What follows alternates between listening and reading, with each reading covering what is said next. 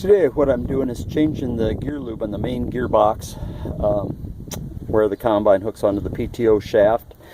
I've got the bottom drain plug out and I pulled the fill plug out, but at the same time what I want to do there, I want to adjust the chain tension on that idler sprocket in there.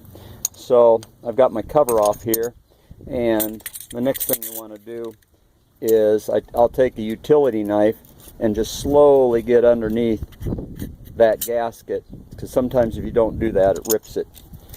So then the next thing is you'll take that little lock on that bolt off, and then I'm gonna tighten that chain up. So I've gone ahead and taken that little keeper off that keeps that bolt from turning.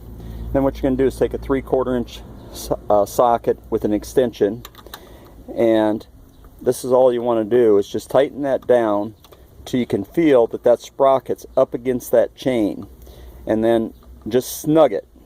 Do not over tighten that. In fact, I'll actually back that off a little bit like you would do like wheel bearings in a tire, because an over tight chain has a higher percentage of breaking than even a loose chain. So after I had that tightened up, I'm going to back that up till I get kind of a star right there, and I'll put my keeper back on, and I'll leave this open here till I get my gear lube back in. That way it can vent out there. This will take 2.5 quarts of 85-140. I'm back to changing the 85-140 gear lube in the gearboxes, and what really works out good for me, like say the main gearbox takes 2.5 quarts and the wobble box take 2 quarts.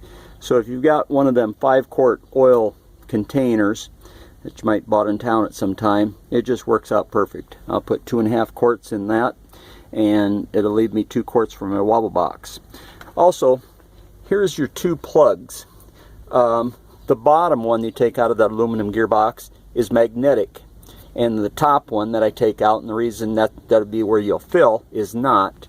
And I do put just 1 wrap of Teflon tape on there, and you just want to snug them up. Don't crank them down tight, because later on means they're steel and going to aluminum gearbox, you could have a hard time cracking them loose. So do not over tighten them. But that's just some helpful hints there. So I've got my 2.5 quarts at 85-140 gear lube in there. You can kind of see how I lift this off so it can vent out. It is 85 degrees today, so it was like 40 weight motor oil today. So I'll put my plug back in, and I just lightly snugged that off, back that up, put my cover on. Took me probably about 10 minutes. So hope this helps. Thanks.